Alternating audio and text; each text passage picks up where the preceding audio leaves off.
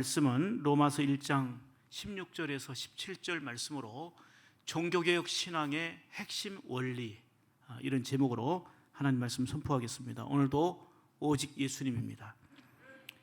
신앙은 늘 은혜 안에서 새로워지고 개혁되어져야 합니다. 늘 그 자리에 머물러 있거나 뒤로 물러서는 퇴보가 있어서는 아니 됩니다. 고인물은 썩게 되고 생명이 자랄 수가 없습니다. 우리의 신앙도 고인물처럼 정체되거나 그 자리에 머물러 있어서는 아니 됩니다.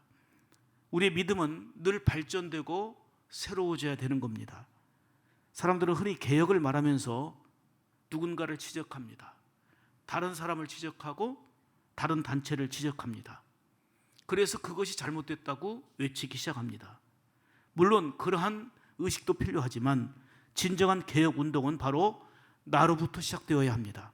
이것이 바로 예수님이 말씀하시는 개혁 정신입니다. 우리는 매년 10월 마지막 주일을 종교개혁주일로 지키고 있습니다. 당시의 종교개혁은 유럽을 비롯해서 세계적인 상황 속에서 종교뿐만 아니라 정치, 경제, 문화, 자연과학, 의학 각 분야에 걸쳐서 큰 변혁을 일으키는 놀라운 힘이 되었습니다. 개혁이라는 리포메이션이라는 말 그대로 잘못된 것을 개선해 나간다. 본래의 폼, 본래의 교회의 모습으로 본래의 모습으로 돌아간다. 이게 바로 원래 개혁이라는 뜻입니다. 혁명이라는 말은 뒤집는 거라고 한다면 개혁은 고치는 것이고 처음 것을 찾는 것을 의미하지요. 이를 신앙적으로 적용한다면 성경적으로 우리에게 모델을 보여준 성경적인 교회인 초대교회로 돌아가는 것입니다. 세상은 혼탁하고 곳곳에 부패함으로 가득해졌습니다. 이런 때 교회가 중심에 서서 빛을 발하고 귀한 역할을 해야지 되는데 오늘날 교회의 역할은 선한 영향력을 미치지 못하고 오히려 무기력해졌습니다. 과거 그 어느 때보다도 대형화되어서 건물도 화려하고 크고 좋고 각종 프로그램도 많지만 세상 속에서 본연의 사명, 본분을 다하지 못한 것입니다. 오히려 빛과 소금의 역할을 다하지 못해서 오히려 버림받아서 세상 사람들의 조롱거리가 되는 일들이 너무 많습니다. 이럴 때 우리는 어느 교회 때문이야? 누구 때문이야? 이 문제점만 찾기에 골몰합니다. 이런 분석도 필요합니다. 이런 조명도 필요하지만 진정한 개혁의 정신은 나로부터 출발되어야 된다는 것을 다시 한번 생각할 때에 나로부터 인하여서 우리가 그리고 공동체가 변화되는 놀라운 역사가 임하게 될 줄 믿습니다. 제가 지난 노회 때에 노회장으로 취임하게 되면서 인사의 말을 드렸습니다. 몇 가지 감사 인사를 드렸던 거죠. 그러면서 비전을 제시했습니다. 그 중에 하나가 자꾸 개혁하는데 개혁이라고 하는 것은 남을 지적하고 남을 고치려는 데 있는 게 아니고 먼저 나 자신을 바꾸는 데서부터 개혁은 시작됩니다. 이 말을 드렸습니다. 그러면서 지난 우리 당회 때에 장로님들이 추수감사절 헌금과 성탄절 헌금은 목적 헌금으로 결정해서 미자립교회와 선교사들 어려운 분들을 도왔으면 좋겠다 하는 의견을 주셨습니다. 저는 이때 이 내용을 언급하면서 노회장의 역할을 적극 뒷받침하겠다는 장로님들의 의지로 여겼기 때문에 참 감사하면서 노회원들 앞에서 우리 장로님들이 정말 고맙다, 우리 성도들이 감사하다는 얘기를 제가 드렸습니다. 그런데 이 말을 들은 어느 목사님이 노회 홈페이지에 글을 올렸습니다. 늘 입을 열면 개혁을 외치고 정의와 인권을 말하는 목사님이십니다. 언뜻 들으면 노회장 말이 박수받을 말하는 일이지요. 임기응변식으로 하지 않기를 바랍니다. 그런 식으로 미자립교회 마음 쓰는 것은 다급할 때 수혜하는 링거에 불과하고 해결하는 일이 아닙니다. 더더욱 이런 도움받는 사람에게는 오히려 이런 도움이 비굴함을 받게 만들 것입니다. 그 앞에서는 굽신거리게 할지는 몰라도 멀리 보는 안목은 아닐 겁니다. 제가 이런 글을 보면서 참 사람마다 이렇게 생각이 다르구나. 선한 의도, 너무 나는 감사해서 감격스러운 의도를 얘기했더니 이거는 도움 받는 사람을 비굴하게 하는 처사라는 거예요. 임기응변식으로 언뜻 인기작전을 하지 말라는 거예요. 이렇게 받아들이는 분도 있구나. 매사에 있는 그대를 보는 게 아니고 꼬아서 보고 왜곡해서 보고 부정적으로 보니 그들이 말하는 인권이 뭐고 그들이 말하는 개혁은 과연 무언가. 자기와 틀리면 다 잘못된 거예요. 자기와 다르면 모든 것이 틀린 거예요. 저는 여기서 깨달았습니다. 어떤 일이라도 부정적으로 시각으로 보는 것은 참 조심해야 되겠구나 하는 생각이 들었습니다. 더더욱더 중요한 것은 누구를 부정하거나 누구를 엎어버리는 게 개혁이 아니라 예수님 정신이 내 안에 충만해져서 내가 먼저 고치고 새로워지는 것이 개혁이고, 이를 위해서 힘써 노력해야 되겠다는 마음을 다시 품게 되었습니다. 저는 지난 한 주간 동안 건강 목회 세미나에 참석하고 왔습니다. 생명의 복음 선교의 대표인 강사인 이호삼 목사님의 정말 은혜롭고 열정 어린 강의에 큰 도전과 감동을 받았습니다. 무엇보다도 있는 것을 아낌없이 베풀고 섬기려는 그 모습 속에 정말 감동 그 자체였습니다. 국민일보에서는 이렇게 섬기는 모습을 연재하여 기사화하겠다는 연락이 왔는데 그것을 거절하는 걸 보았습니다. 어떻게 하든 주님의 이름을 높여드리고 한국 교회와 목사님들을 섬기는 데 앞장서는 것이 목표인데 자칫 잘못해서 자신의 이름이 드러나고 자신의 모습이 자꾸 나타나서 유명해지면서 나도 모르게 타락할까, 변질될까 우려된다는 것입니다. 처음 마음인 순수한 마음으로 주님 사랑, 받은 사랑을 그대로 쏟아 부어주는, 그걸 실천하며 전하는 이런 삶을 살겠다 하고 그런 모든 것들을 거절한 것입니다. 여기에 바로 회복과 살리는 능력과 또 다른 감동이 주어지는 것을 실감했습니다. 종교개혁은 우리 개신교 역사 속에 정말로 중요한 의미가 담겨 있습니다. 초대교회는 엄청난 박해를 받아서 마음껏 예배 드릴 수 없기 때문에 지하 카타콤에서 예배를 드리면서 그것도 발각되어 가지고 수많은 순교자들이 나왔습니다. 그러나 성령으로 충만한 주의 종들을 통해서 복음은 로마까지 전파되어졌고요.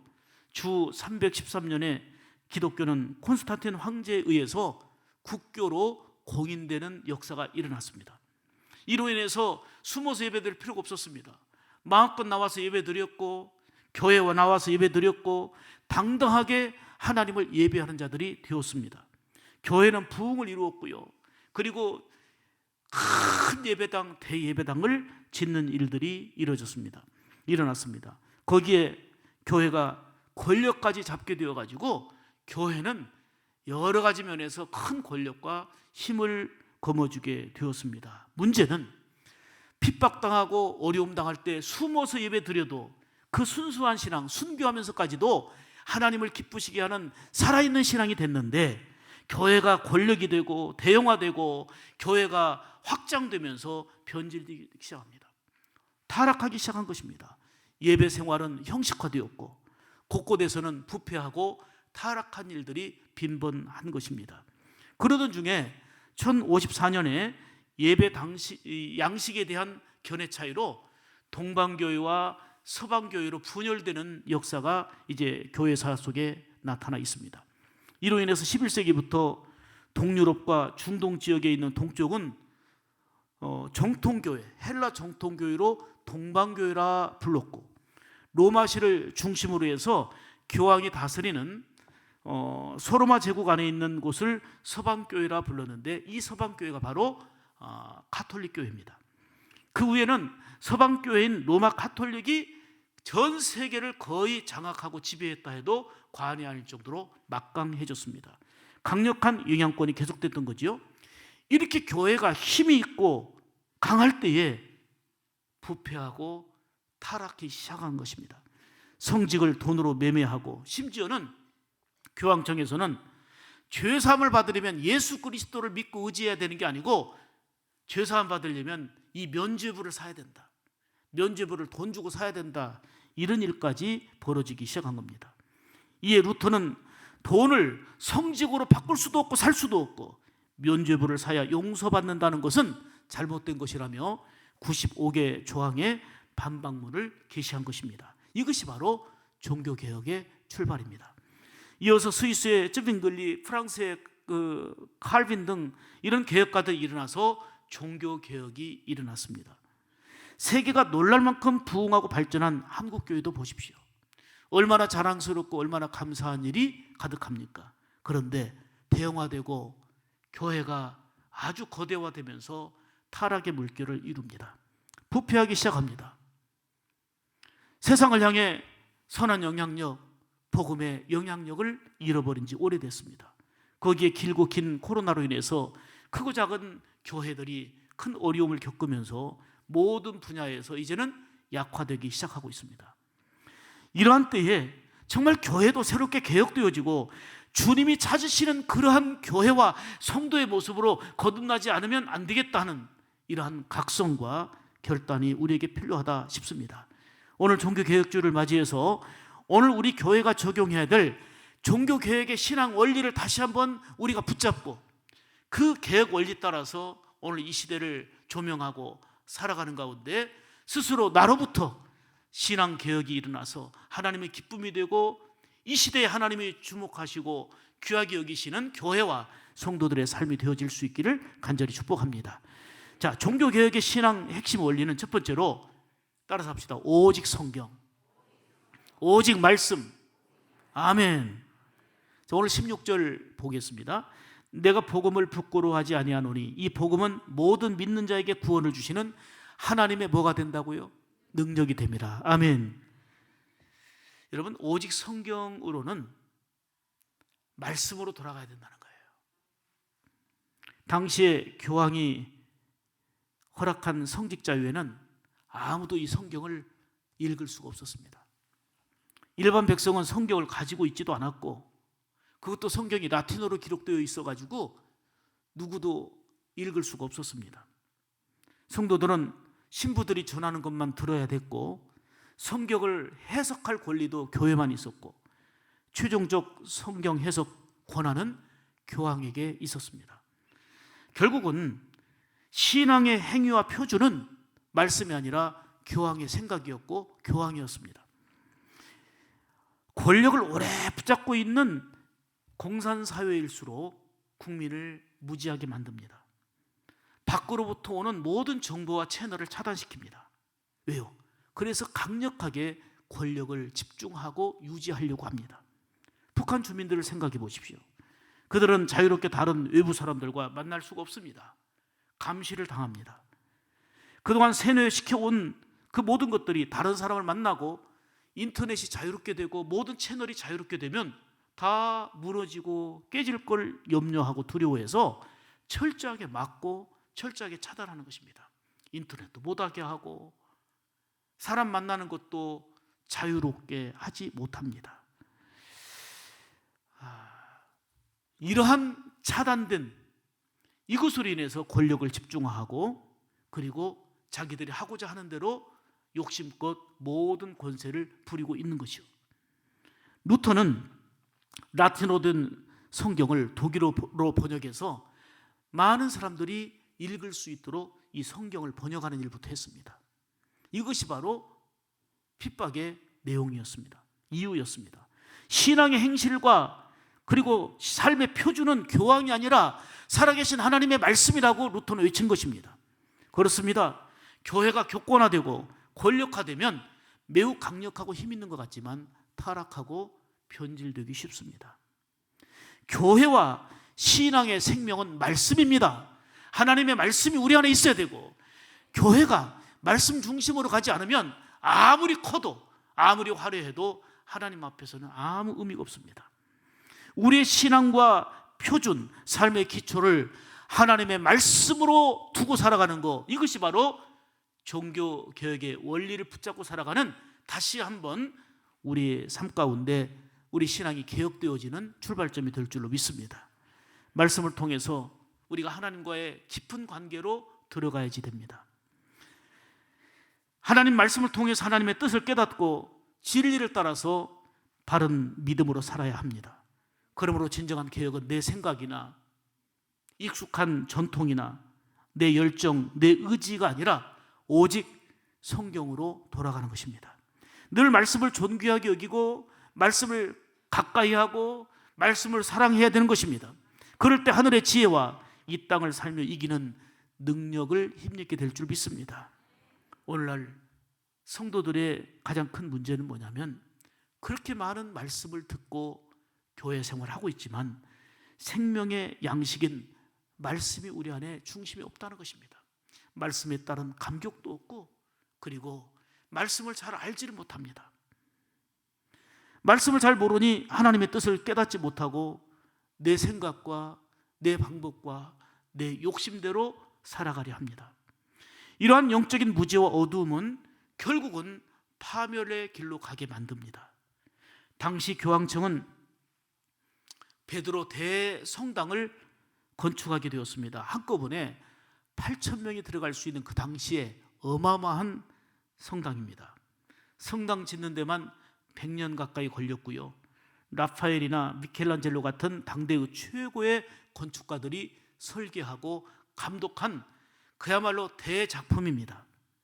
이 막대한 건축비를 충당하기 위해서 교황청은 면죄부를 발행한 것입니다. 당시에 태첼 신부는 면죄부를 팔려고 이런 설교를 했습니다. 당신의 돈이 헌금통에 딸랑 떨어지는 소리를 듣는 순간 영혼은 연옥에서 벗어나 천국으로 올라갈 것입니다. 이런 설교를 한 겁니다. 루터는 더 이상 참을 수가 없었습니다. 아니, 면죄부를 산다고? 돈으로 면죄부를 사야 죄사함 받는다고? 이런 일이 있을 수 없다. 죄사함과 구원은 면죄부를 산다고 되는 것이 아니라 오직 하나님의 은혜로만 될 수 있다고 외친 것입니다. 그렇습니다. 신앙생활에 있어서 열정은 필요합니다. 그러나 말씀과 빗나간 열정은 영적인 탈선과 타락의 길로 가는 것입니다. 진정한 개혁은 말씀으로 돌아가는 것입니다. 말씀을 통해서 하나님의 뜻을 깨닫고 진리 안에 살아야 됩니다. 그리고 우리는 좀 말씀을 알아야 됩니다. 말씀을 깨달아야 됩니다. 말씀을 배워야 합니다.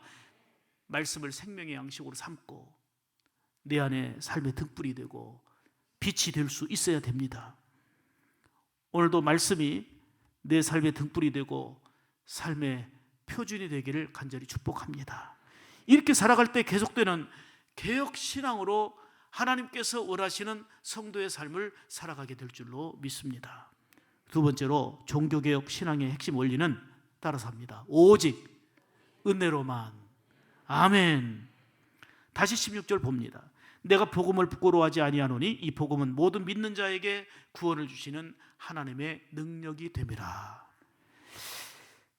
사람은 잘나고 못나도요 하나님 앞에서는 거기서 거기예요. 하나님 앞에서는 거기서 거기고 하나님의 사랑받는 자녀들일 뿐이에요.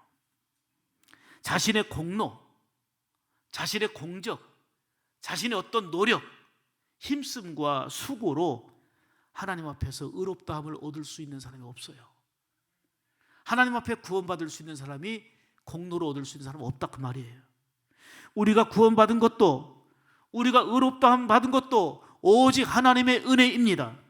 에베소서 2장 8절 9절 보실까요? 너희가 그 은혜를 인하여 믿음으로 말미암아 구원을 얻었나니 이것이 너희에게서 난 것이 아니요 하나님의 선물이라.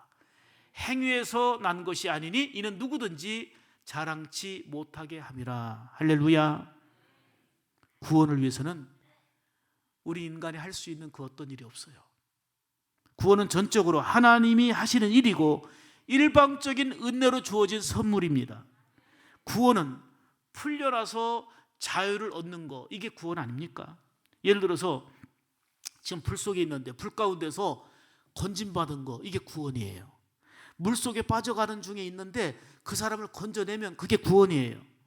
이스라엘 백성들에게 있어서는 그 애굽에서 고통과 압제와 너무나도 심한 핍박 속에 있었는데 거기서 해방받은 것이 구원입니다. 병든 자에게는 그 정말 죽도록 힘들었던 아팠던 그 고통에서 벗어나 건강을 회복하는 것이 구원입니다. 그러나 이런 구원과 비교할 수 없는 우리가 누리는 구원은 죄와 영원한 형벌로부터 풀려나 자유를 얻게 되는 구원인 줄 믿습니다. 예수 믿기 전에는 우리가 죄의 노예였어요. 하나님의 진노의 대상이었습니다. 하지만 예수 그리스도께서 십자가에서 죽으심으로 우리를 그 죄악 가운데서 건져주신 것입니다. 이게 바로 구원입니다. 이렇게 죄사함도, 영생을 얻는 것도, 하나님의 자녀가 된 것도 모두 하나님의 은혜입니다. 우리는 모두 하나님의 은혜로 살고 있습니다. 은혜 없이 한순간도 살아갈 수 있겠습니까? 이 은혜를 다시 깨닫는 것이 종교개혁의 출발이에요. 내가 사는 모든 것이 하나님의 은혜구나. 이 나라 이 민족에게 허락하신 은혜, 우리 가정 속에 허락하신 은혜, 우리의 삶 가운데 조명하시고 함께 하신 하나님의 은혜로 사는 것입니다. 내가 내일의 계획을 세우고 한 달의 계획을 세우지만, 손발을 움직이고 모든 걸 하고 있지만 오늘 밤에 영혼을 하나님 불러가시면 아무것도 아닙니다. 내일의 계획도 아무런 의미가 없습니다. 눈 뜨고 하루를 맞이하는 것도 하나님의 은혜의 시작입니다. 은혜라고 하는 카리스는 받는 자의 가치나 공적에 관계없이 거저 주시는 것이다 라는 뜻입니다. 그게 은혜라고 하는 카리스라는 단어입니다. 조용히 생각해 보십시오. 정말 가치 있고 소중하다고 여기는 것은 우리가 돈으로 살 수 없습니다.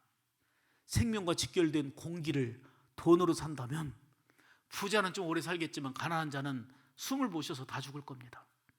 이 공기값이 얼마나 비싸겠습니까? 다른 거하고 비교할 수 없이 공기값은 돈으로 사야 된다면 얼마나 비쌉니까? 진짜 부자는 좀 진짜 장수하고 가난한 자는 일찍 죽어요. 숨을 못 쉬어서. 그런데 생명과 직결된 이 공기는 우리가 마음껏 마실 수가 있습니다. 햇빛이 얼마나 소중합니까? 그것도 공짜입니다. 생명과 직결된 소중한 것들은 하나님께서 그냥 공짜로 주셨습니다. 이 모든 것들 중에 더욱더 소중하고 소중한 것은 거저 주시는 선물인 바로 구원의 은혜입니다. 우리가 그리스도 안에서 영원한 생명을 얻은 것입니다. 하나님의 은혜가 없었다면 그 누구도 하나님 앞에 설 수가 없습니다. 어떤 우리가 크고 감격스러운 일을 만나면 너무 기쁘고 행복해합니다. 그런데 이런 것과 비교할 수 없는 구원의 은혜를 하나님이 선물로 주셨습니다. 우리는 이 은혜를 늘 기억하며 살아야 되겠고, 이게 일상화되면서 이 은혜를 저버리고 살아가고 있단 말이에요. 종교개혁의 신앙 원리의 핵심은 모든 것이 하나님의 은혜라는 거예요.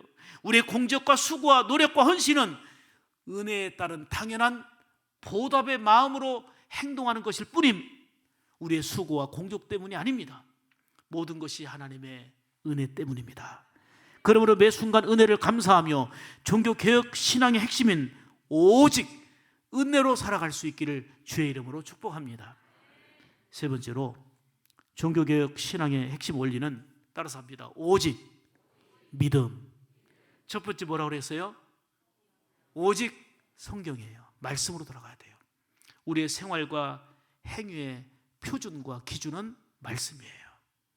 그 다음에 두 번째 뭐라고 그랬어요? 내 수고, 공적, 내 노력, 이게 다 필요하지만 정말 우리가 사는 모든 것은 하나님의 은혜입니다.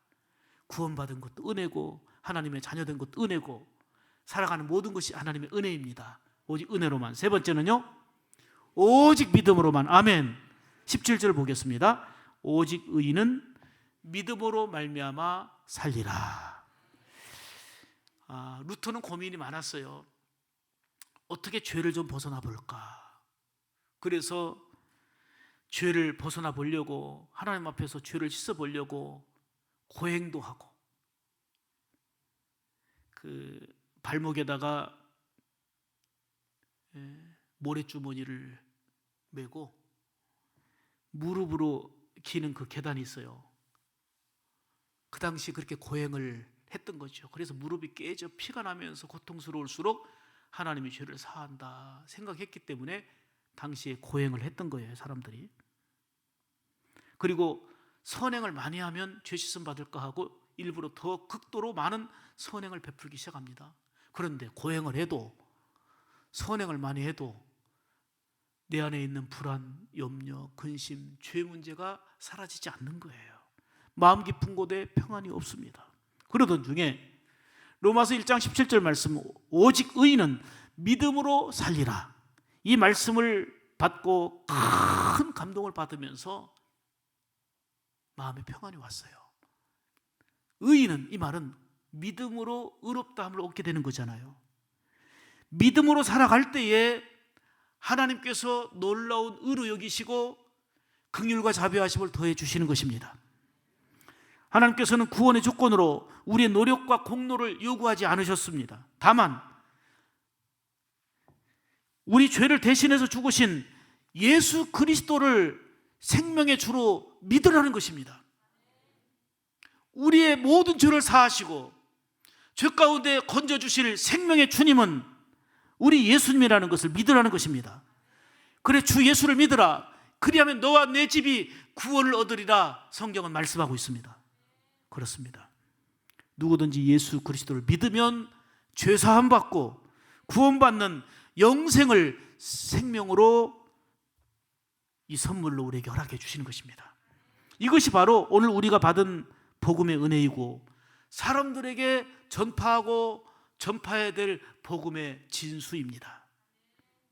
참된 믿음은 오직 그리스도만을 통해서 하나님이 내가 참으로 믿고 의지할 뿐임을 확신하고 살아가는 것, 이게 참된 믿음이고, 이 믿음은 세상을 이기는 힘이 되고 죄를 이기는 힘이 되는 줄 믿습니다.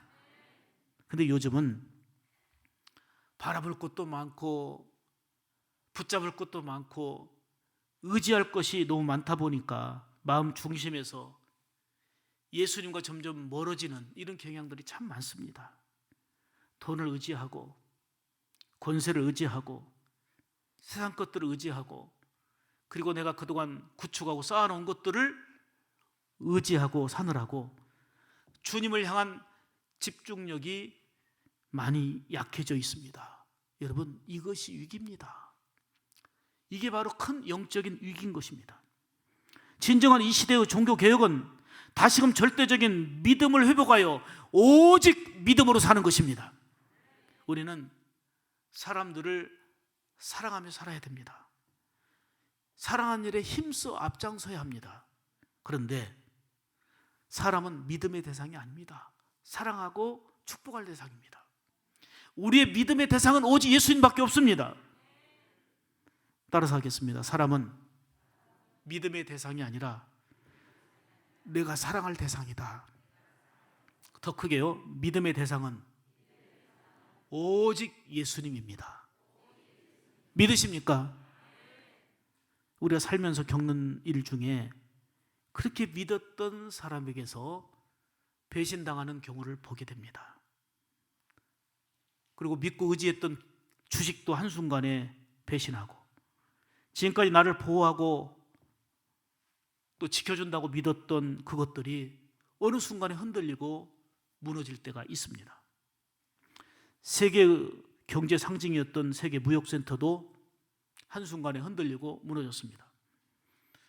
코로나19 팬데믹 현상으로 전 세계가 지각 변동이 일어났습니다. 2년째 계속되고 있습니다. 앞날을 기대했던 많은 것들이 한순간에 무너져서 걱정과 염려의 바다에서 아직도 헤어나지 못하고 있는 분들이 참 많이 있습니다. 나를 보호하고 믿고 의지했던 것들도 언제 요동치고 흔들릴지 아무도 장담할 수 없습니다. 그러므로 우리는 매 순간 전능하신 하나님을 바라보고 사는 것이 지혜요 복인 줄 믿습니다. 이게 진정한 소망입니다. 당시 종교개혁 신앙의 핵심 원리를 이 시간 우리가 기억하면서 지금 이 시대를 주님이 원하시는 새로운 마음, 새로운 삶을 우리가 살아갈 수 있기를 원합니다. 오늘 종교개혁주의를 맞이해서 이러한 종교개혁 정신으로 그 신앙의 원리로 살겠다는 결단이 하나님 앞에 아름답게 올려지기를 원합니다. 교회는 지금 현재 분명한 위기입니다. 코로나로 인해서 9천여 개의 교회가 문을 닫았다고 하는 이런 내용이 얼마 전에 국민일보에 실렸습니다. 재정이 감소하고 교인 수가 줄어들었습니다. 그런데 이보다 더 큰 위기가 있습니다. 종교개혁 당시처럼 교회가 교권화되고 교회가 세속화되는 것입니다. 빛을 잃어버렸습니다. 소금이 되지 못하고 향기를 발하지 못하는 것입니다. 목회자들도 세상적인 성공 원리만 추구하면서 그저 교회 부흥과 성장이 교회의 목표인 양 완전히 변질하고 타락의 길로 성도들을 안내하는 경우가 많습니다. 그래서 번영주의, 기복주의 사상으로 완전히 만연돼 가지고 십자가 정신이 다 빠져버렸습니다. 십자가에서 희생하고 아낌없이 주고 사랑하며 축복하며 헌신하며 살아야 될 이러한 복음의 정신은 다 훼손되어지고 그저 예수 안에서 번영되고 예수 안에서 잘되고 예수 안에서 부귀영화를 누리려고 하는 번영과 기복주의로 망가졌습니다. 이로 인해서 조금만 추구했던 것들이 무너지게 되면 힘들어하고 주님과 멀어지는 것에 대해서는 아쉬워하지도 않고 믿음이 상실되는 것에 대해서는 아파하지도 않습니다. 경제가 힘들어지고 건강이 무너지고 또 자녀들이 일탈하고 잘못된 것에 대해서는 마음 아파하지만 자녀들이 믿음 생활하지 아니하고 우리 가족이 하나님의 말씀 가운데 있지 아니하는 것은 별로 아쉬워하지도 그리고 마음 아프게 생각하지도 않습니다. 이것이 바로 더 심각한 영적인 위기라는 것입니다. 더더욱 말씀의 홍수 시대 속에 살아가면서도 생명의 지식인 하나님의 말씀에 무지해서 영적인 어두움 가운데 처하는 성도들의 삶, 이게 바로 위기입니다. 사랑하는 여러분, 이런 위기의 때에 일전에 종교개혁 당시에 외쳤던 종교개혁의 신앙의 원리를 이 시간 우리의 삶 가운데 적용하면서 다시금 오직 성경으로 하나님의 말씀이 먼저 우리 심령 안에 살아나기를 원합니다. 교회가 말씀 중심으로 가기를 원하고 우리 모두가 하나님의 말씀 중심으로 하나님의 뜻을 깨달아 진리 안에 서기를 간절히 축복합니다.